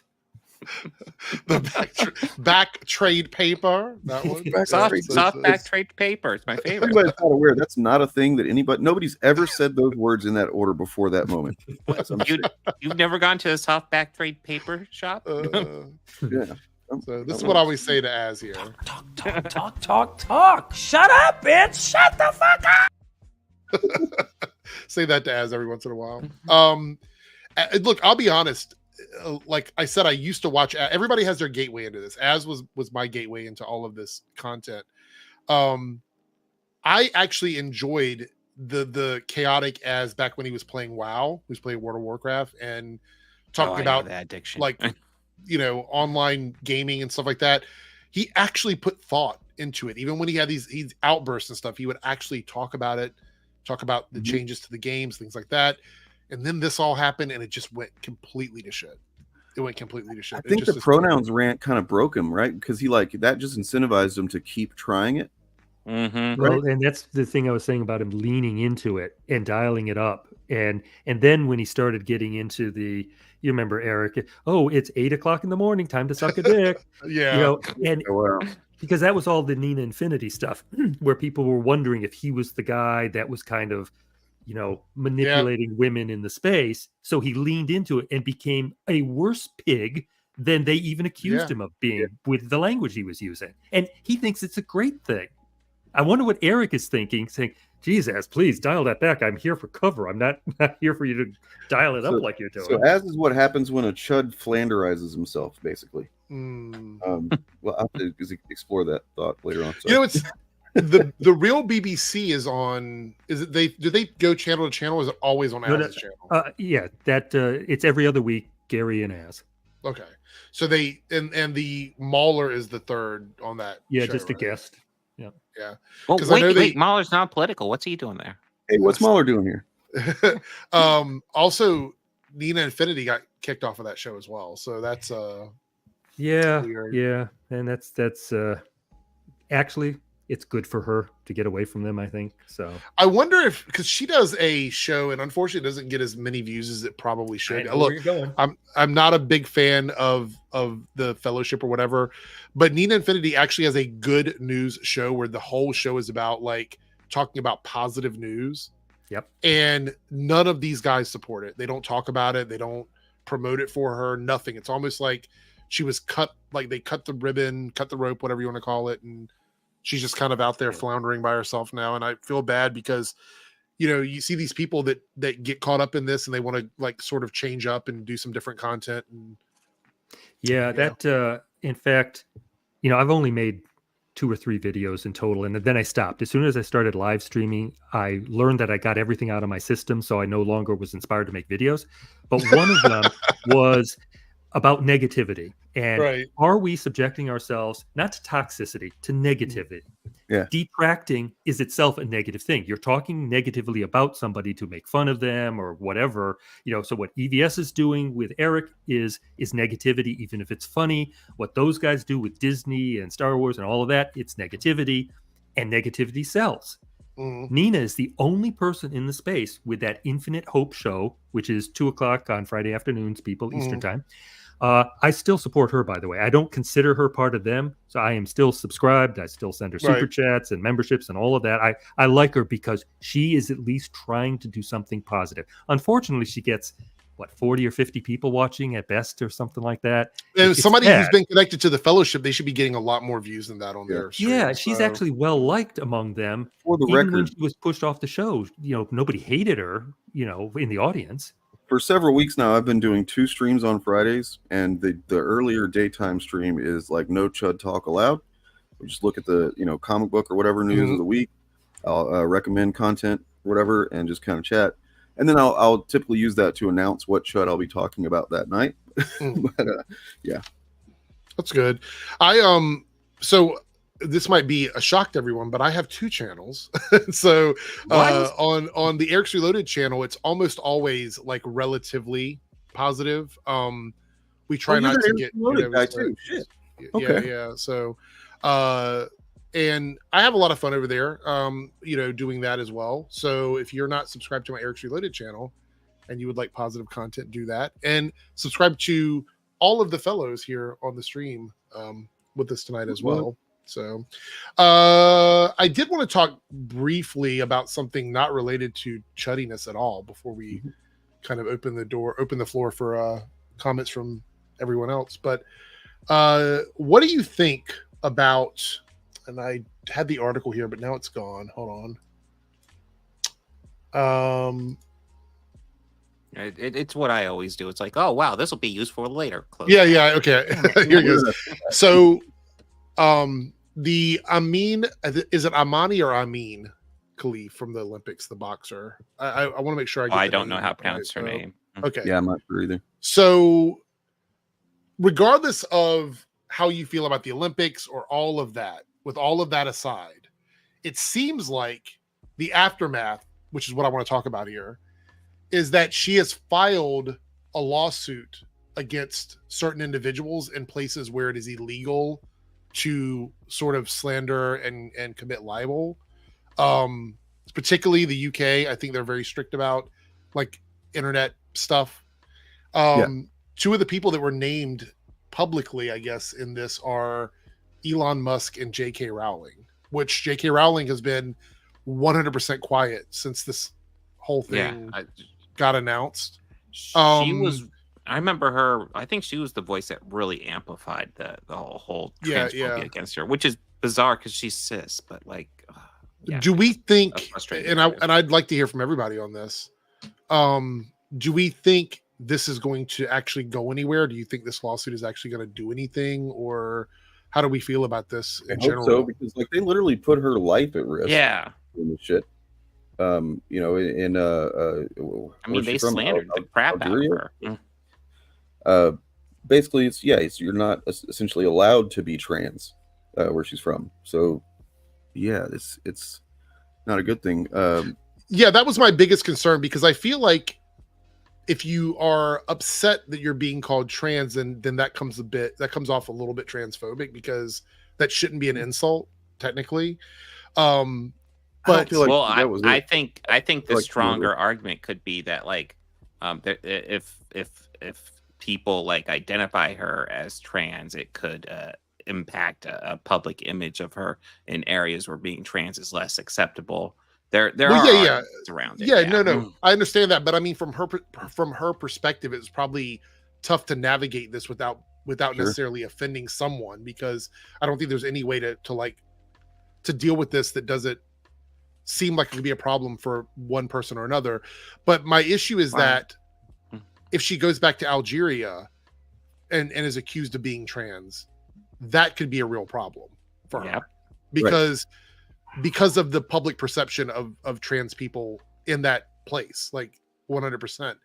And Low Watermark, I'm particularly curious in your thoughts on this, about this lawsuit and everything, because I don't know how much you've kept up with it, but how do you feel about the laws in the UK, particularly when it comes to this kind of stuff? Like, what are your thoughts on this? Well, it's all really emerging a lot lately. You all probably saw that UK ministry announcement about them arresting people for things that they've said online. You've probably You've probably seen that anybody who tweeted things that we would all think is actually fairly light, not actually saying go do this to people, not calls to action, just kind of general, oh, I hope it all burns down or something like that. And they're giving out sentences like 20 months in prison. Right. For people that literally just, and you can get that if you retweet it and don't even comment on it. So that is, wow. This is a big deal here. Okay. And they've actually said that they want to extradite people from the United States to go over there. Which would be like if the Elon Musk thing is, this is why with Elon being named in this lawsuit, if it is filed in the UK, which I'm assuming it will be, that might be an issue. It might actually be. In fact, as soon as I saw that they wrote directly to Musk about that, I said, I hope he's not dumb enough to go over there at any point thinking that he's untouchable or something, because he'll be touchable if he goes there. Okay. Yeah. I don't know if he's going to be step foot on their soil. Right. Yeah. Don't step foot on their soil. You couldn't travel there for sure if you're wanted there. But if someone purposely ran false stories about someone, I'm just using this in hypothetical. I know we're talking specifically about this case, but what we're talking about here is individual people with a lot of social power making accusations about someone else that ends up leading to stories being written about them that could put their life in jeopardy. That's not something that's going to happen to every single person. We're not going to see like everybody around the UK doing this. I think in this case, you couldn't have been on a larger platform than the Olympics. Like, that is the biggest platform you could possibly have in the entire world when it comes to being scrutinized. And, you look at like how things were viewed in the Olympics. Like, for example, the vaulter who had a large endowment that knocked the thing or whatever. That was seen as like humorous, right? Yeah, that was seen as humorous. But then you have other people like shot putters who do something funny or silly, and that's seen as like the downfall of civilization. So it's really weird how we perceive that kind of stuff, depending on where we are. It's also the low watermark. I know you're not super at least I don't think you're super religious. We talked about this before. Right. And I think I know how everybody else feels about this, but the overreaction about iconography of stuff in the Olympics that came across like ignorance instead of like actual.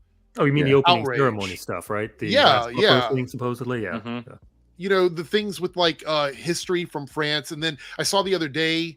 Did you see? And I'm going to just put this out there. They're showing pieces of art, sometimes some of the most iconic pieces of art in the world, like a quote unquote headless angel with no arms or head or whatever, that they're using in the closing ceremony, and people are being outraged. Like these pieces of art that have historical value that go on, they've been around for ages and been in movies and stuff like that, and they act like they're seeing it for the first time. I mean, this is where we are with like a lot of this.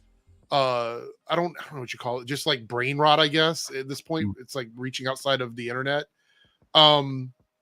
It's just crazy to me. And so you look back at the situation with Khalif, and then I believe there was also a boxer from China who was also accused of being trans, and Cal Rittenhouse is being accused of being trans now. Andrew Tate is being accused of being trans. Like there reaches a point where it's like if you are not. I mean, if everybody is a target, what do they say in The Incredibles? Like, if everyone is super, then no one is super. Like, right. If everyone is going to be called trans at this point, then that means no one is cis, no one is trans. What the fuck is happening? Like, Andrew Tate is sitting there with a pair of like swim trunks on, where it looks like he's tucking, like he's about to do a drag number. And everybody's like, "Oh, obviously he's trans because he has no penis." And I'm like, "The fuck is happening? What is going on?" Have you guys seen this? Am I the only one that saw this? I thought it trended on social media. I'm not gonna lie. I saw the Andrew Tate stuff as more just a joke.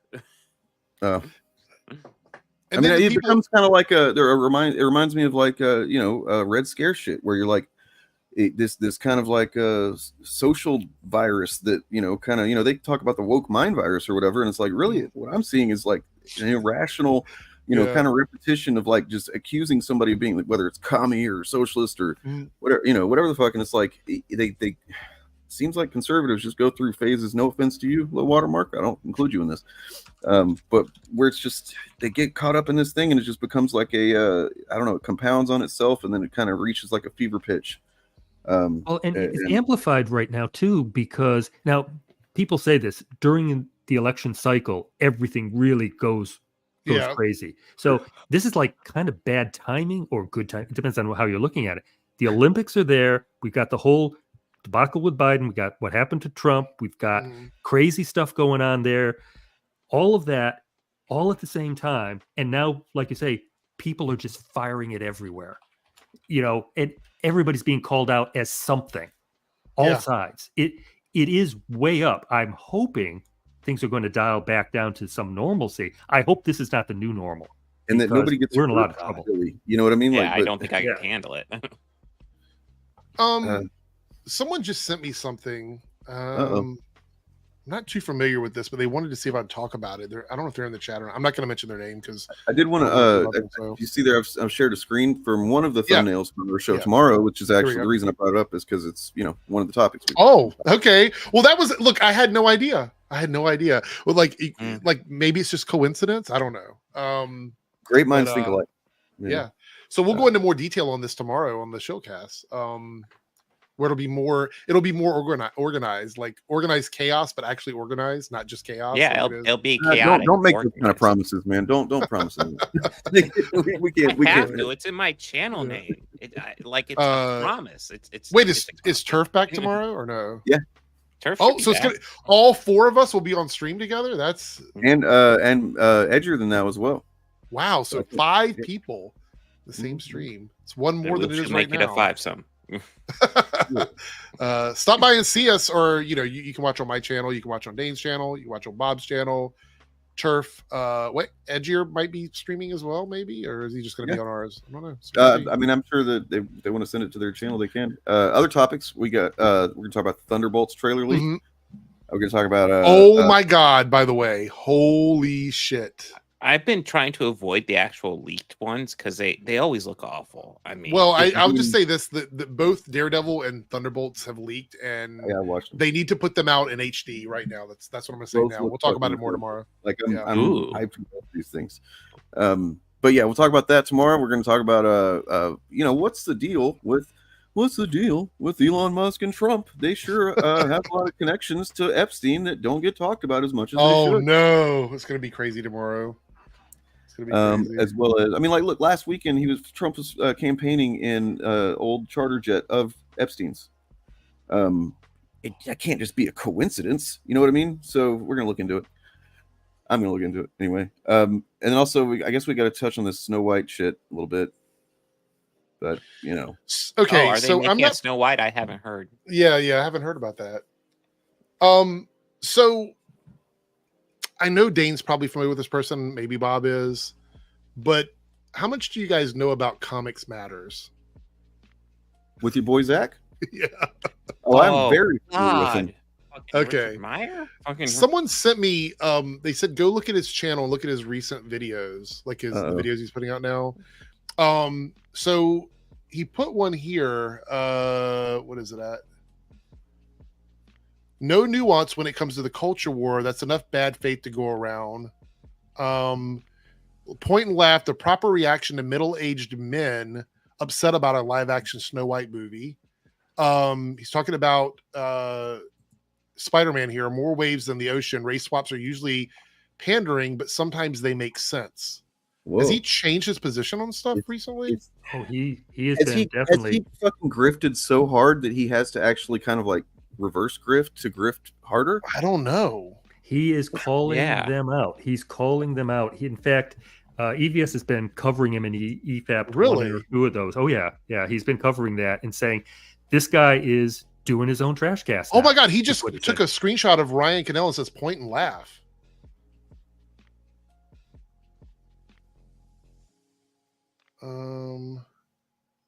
What's it say?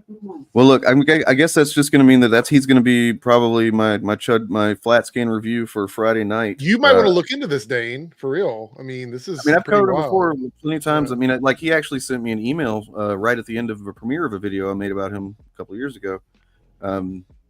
Yeah, because posted something about T. Franklin. He says there's a reason that these guys are working on loading docks before they started their YouTube grift. They're not deep thinkers. They just count how many black people are in a movie and then cry about it. Oh my God. Yeah, and he kept saying, they don't want to have to go back to the loading dock, which is why they're doubling down on their grift and all of that. He's predicting their downfall, I believe. Is something with Richard Meyer? Because by the way, his name's not Zach. It's Richard Meyer. He's it's always been Richard Meyer. That's his Ban Evasion channel account. Did somebody do something with him? If so, just keep him. Don't bring him back. That's all.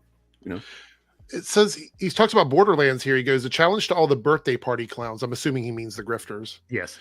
Name a single thing from a movie that wasn't in the trailer or mentioned by reviews made by your friends. It will help prove that you actually saw the movie that you're reviewing. Waving your hands around and using canned phrases like fetch quest as in a review. Hell, you could describe Raiders of the Lost Ark as a series of fetch quests by your logic. 3 live streams a day doesn't leave much time to watch the movies and streaming shows that you're reviewing. So he's pointing out the exact same things that we're all talking about. It's funny. Am I? Did he just I'm a little confused. I'm not seeing this on his. Yeah, let me look. It's on the Comics Matters community tab. Oh, not his videos. No, he's got some videos about it too. But the community tab is where he's like a lot of call outs for him. But I think he does a lot of live streams and then deletes them. Oh, here we go. Yeah. He's got one here about Disneyland. Is Disneyland like a mecca for yokels? Apparently, they're going to tear down one section of the park and build different attractions there. Birthday party clowns acting like it's Holy Land. It's just a theme park for little kids. You go there maybe once or twice your whole life. How's the daily hours-long conversation for middle-aged men? The fuck? Well, I mean, okay, so he is actually here just 11 hours ago. He is doing some of the same shit still.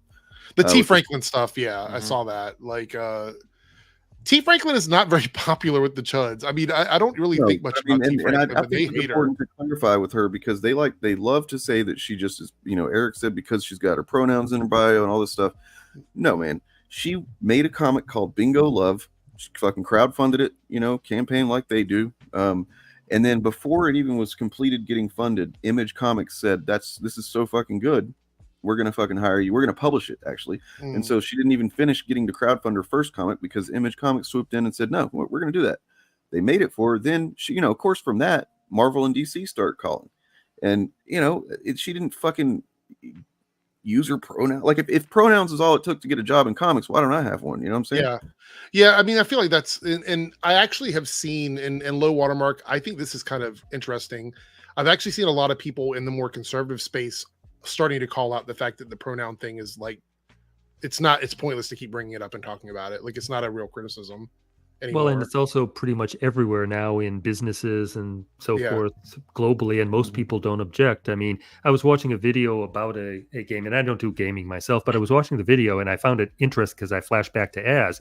The very first screen of it is basically pick male or female. It's pick your pronouns, basically. All right. Yeah. And I just had to laugh when I saw that as the first screen. I said, and then as it's pronouns, all of that just flashed into my head again. I said, God, that would have stopped him from playing that game.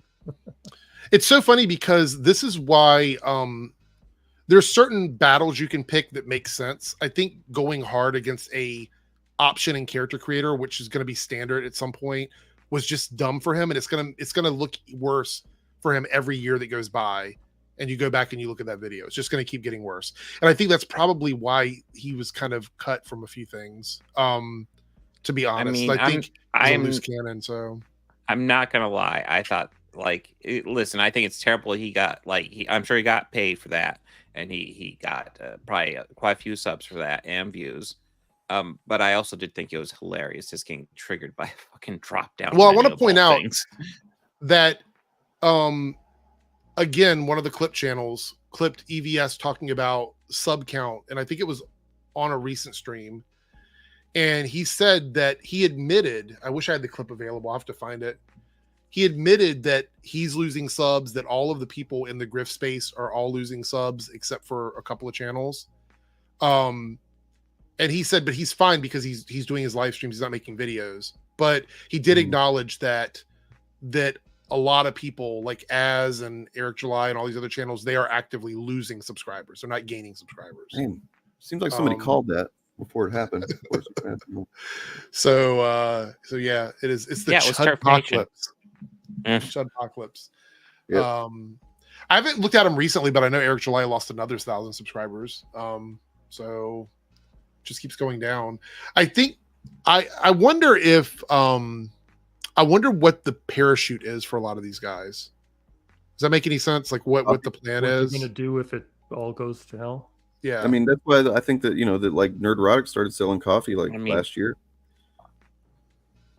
I mean, when we look at people like Nerdrotic and Critical Drinker, I think they've made their money. I think, those two. I'm not even counting those two guys. Like I don't count those two. So yeah, there's a big difference between those guys and how long until the other guys are going to be worrying about paying their bills if suddenly their channels just. If I had to guess, I would think Nerdrotic and Critical Drinker have made massive investments. They're probably getting residuals, and they're going to be set for the rest of their lives, no matter what happens with their YouTube channel. Yeah, that's just it. And look, I don't have an issue with that. It just like anybody that's working with them or working for them, they're the ones that would be. Like their lives would be turned upside down if it all went sideways tomorrow. Somebody like Ryan Kinnell, for example, though, like he's pretty, I guess, medium popular amongst these guys, but I don't know that he'd be able to go too long without getting a job. I'm going to say something very controversial, Dane. Yeah, I think without Nerdrotic, these guys would not even be half as large as they are. No, I agree. Yeah, I would say that too. I think there's a collective audience. As a matter of fact, Geeks and Gamers created their Tuesday night main event in the exact image originally of FNT. So it was like FNT light, halfway between, the week spot. So Tuesday night you can do this and Friday night you can do that. But yeah, a lot of these guys don't have any kind of buffer. I'm absolutely certain that Ryan has, no excess here. He's probably living paycheck to paycheck, so to speak, as you would say. So yeah, these guys may actually have to go back and do whatever real jobs they had before. Thing is this, the Whoa, question a real job? and I'm like, so if you've been doing this type of content as your sole occupation, essentially, not just like income, like this is what you focus most of your time on for several years, you've definitely changed the way that you think about things. You changed the way that you talk about things. The way that you were able to work with others has probably changed. Things like that. That's going to actually make it. It's not like they're just going to be able to just drop back into regular life. You know what I mean? And have no problems. There's going to be your entire idea of like how your day functions would be different. Yeah. It's going to be I don't know, man. Like I think about that a lot because I have a business, my own business outside of YouTube, so it doesn't really if I were to stop making videos next week, it wouldn't make much of a difference, for me. But I always think, like, have you ever seen a TV show called Celebrity IOU? Have you seen this before? Mm-mm. Okay. No. So are you familiar with the Property Brothers, the twin guys that do like renovations and stuff like that? I know of them. Okay. So Celebrity IOU is a show where a celebrity picks a friend or somebody close to them that they want to do something nice for. And it's usually someone who is not necessarily living in poverty, but they don't have like celebrity money. So you have someone who has a TV show or is a movie actor or something like that who wants to do something nice. And you'll see them sort of interacting with this other person. And I just wonder what that reality is like. And it makes me think of like the F&T situation. Like you have someone like Gary or Critical Drinker who are probably making enough money that to them, there's no question that they can just do whatever they want, really. You know what I mean? Like if you want to go buy a new car, you buy a new car, whatever it is you want. You don't have to worry about it. And then you have that like the people that are, in that $500,000 range that are probably doing relatively fine as long as they're making consistent content. And then you have the people that dip down into like that 100K, 200K subscriber spot where that's where people start to really make a living off of YouTube, where you can actually sort of make enough money to make your mortgage and things like that. And there's such a big disparity between like those folks and the people with like 1 million plus. And we're talking about like when they go and they interact and they do these meetups and stuff. It must be really weird for someone who is like a celebrity, somebody who's got so much money, it's being someone to interact with them and not having that kind of like fuck you money. You know what I mean? So when I see that show and I see like a celebrity helping somebody out, I'm always like, that's got to be a strange dynamic to be friends with a celebrity who makes so much more money than you. Like, how do you go to dinner together and they always pay? Or is it like you pay sometimes, they pay sometimes? Or when you go out to eat and you're having drinks at a bar or something like that, do they always pay the whole tab? Because they have money. Do they always pay the whole tab because they make so much more money than you? Or do you say like, I'll cover it tonight? You want to be the dude that's able to cover the tab and you're paying for Nerdrotic drinks. Like, how does that work? And it's always strange to me because I think like if they stopped doing FNT, Nerdrotic would just go on with his life and live off of all of the money he's made over the years. And these guys would probably just see the finishing return after the finishing return until they just can't do it anymore. It's so weird to think about that. Well, I mean, that's probably exactly why you see these people come running to his defense whenever there's a tweet thread or something. Oh, we just reached the end of the stream and it circled back to the very first topic we talked about. That was beautiful, Dane. That was absolutely beautiful. But you're probably absolutely right. They had to kiss the ring, as I said in my video when I talked about them. They give the best reach around, I think is one of the phrases that I used on that. It's like, he's gonna remember. He's gonna remember who was out there fucking, cleaning his name up in the threads and stuff, right? Mm-hmm. I guess I don't know. I don't know what it's like to be a sycophant to a fucking grifter like that. I have no idea. It's a weird thing, isn't it? It's so weird. Yeah. It's so fucking weird. You better be nice to Gary. He needs to get my lunch on the next road trip. Yeah, I don't know. But wait, dishonesty is his whole brand. How can I trust that he's actually going to care about me? You know? I actually think, though, if you think about everybody that's left over from the F&T circle, that I think could probably continue on and actually make something out of it.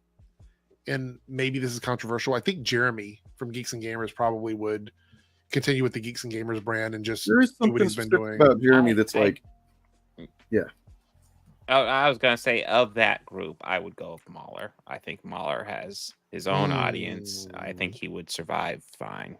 Yeah, unfortunately. I think Mahler has kind of like molded himself into what he is right now, like based partly on, or in large part, like just the quick success he got at a young age, based on doing Last Jedi shit talking.